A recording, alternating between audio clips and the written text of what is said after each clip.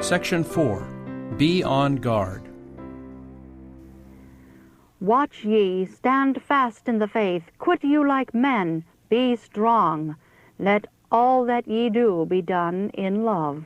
1 Corinthians 16, verses 13 and 14, from the American Revised Version. Chapter 1. Lessons from the Past. Centralization. It was God's design that after the flood, in fulfillment of the command given to Adam, men should disperse themselves throughout the earth to replenish and subdue it. But as Noah's descendants increased in numbers, apostasy manifested itself. Those who desired to cast off the restraint of God's law decided to separate from the worshippers of Jehovah. They determined to keep their community united in one body and to found a monarchy which should eventually embrace the whole earth. In the plain of Shinar, they resolved to build a city, and in it a tower that should be the wonder of the world. This tower was to be so high that no flood could rise to the top, so massive that nothing could sweep it away. Thus they hoped to secure their own safety and make themselves independent of God. This confederacy was born of rebellion against God. The dwellers on the plain of Shinar established their kingdom for self-exaltation, not for the glory of God. Had they succeeded, a mighty power would have borne sway, banishing righteousness and inaugurating a new religion. The world would have been demoralized. Erroneous theories would have diverted minds from allegiance to the divine statutes, and the law of Jehovah would have been ignored and forgotten. But God never leaves the world without witnesses for him. At this time there were men who humbled themselves before God and cried unto him, O God, they pleaded, interpose between thy cause and the plans and methods of men. And the Lord came down to see the city and the tower which the children of men builded. Read this in Genesis 11:5. Angels were sent to bring to naught the purposes of the builders. The tower had reached a lofty height, and it was impossible for the workmen at the top to communicate directly with those at the base. Therefore, men were stationed at different points, each to receive and report to the one next below him the orders for the needed material or other directions regarding the work. As messages were thus passing from one to another, the language was confounded, so that material was called for which was not needed, and the directions received were often the reverse of those that had been given. Confusion and dismay followed. All work came to a standstill. There could be no further harmony or cooperation. The builders were wholly unable to account for the strange misunderstandings among them, and in their rage and disappointment they reproached one another. Their confusion ended in strife and bloodshed. Lightnings from heaven broke off the upper portion of the tower and cast it to the ground. Men were made to feel that there is a God who ruleth in the heavens, and that he is able to confuse and to multiply confusion in order to teach men that they are only men. God bears long with the perversity of men, giving them ample opportunity for repentance. But he marks all their devices to resist the authority of his just and holy law. Up to this time, all had spoken the same language. Now, those that could understand one another's speech united in companies. Some went one way, and some another.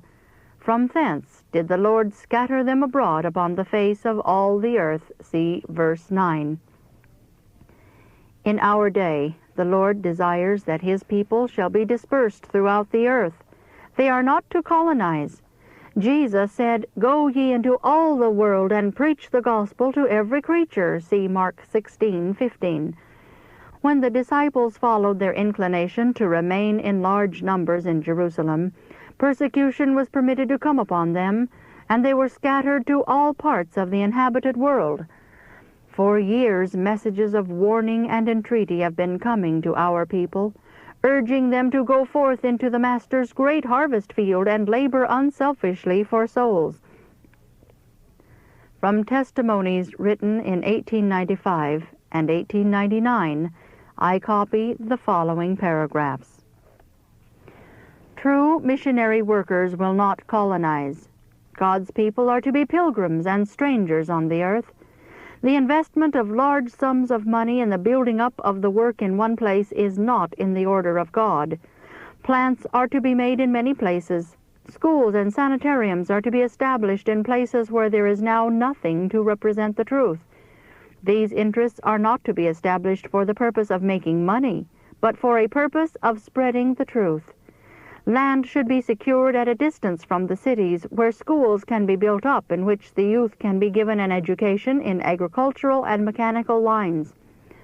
The principles of present truth are to become more widespread. There are those who are reasoning from a wrong point of view. Because it is more convenient to have the work centered in one place, they are in favor of crowding everything together in one locality. Great evil is the result. Places that should be helped are left destitute. What can I say to our people that will lead them to follow the course that will be for their present and future good? Will not those in Battle Creek heed the light given them by God? Will they not deny self, lift the cross, and follow Jesus?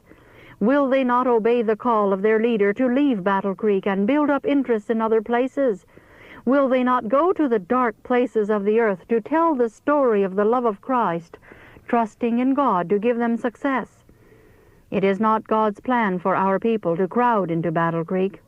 Jesus says, "Go work today in my vineyard. Get away from the places where you are not needed.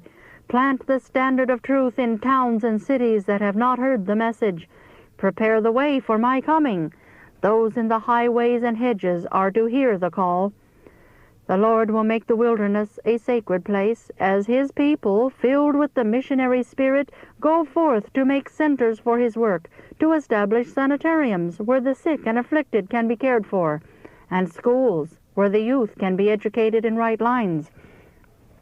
It has been urged that there were great advantages in having so many institutions in close connection, that they would be a strength to one another and could afford help to those seeking education and employment. This is according to human reasoning. It will be admitted that from a human point of view, many advantages are gained by crowding so many responsibilities in Battle Creek, but the vision needs to be extended." Unquote. Notwithstanding frequent counsels to the contrary, men continued to plan for centralization of power, for the binding of many interests under one control. This work was first started in the Review and Herald office. Things were swayed first one way and then another. It was the enemy of our work who prompted the call for the consolidation of the publishing work under one controlling power in Battle Creek. Then the idea gained favor that the medical missionary work would be greatly advanced if all our medical institutions and other medical missionary interests were bound up under the control of the Medical Missionary Association at Battle Creek. I was told that I must lift my voice in warning against this. We were not to be under the control of men who could not control themselves and who were not willing to be amenable to God. We were not to be guided by men who wanted their word to be the controlling power. The development of the desire to control has been very marked, and God sent warning after warning, forbidding confederacies and consolidation. He warned us against binding ourselves to fulfill certain agreements that would be presented by men laboring to control the movements of their brethren.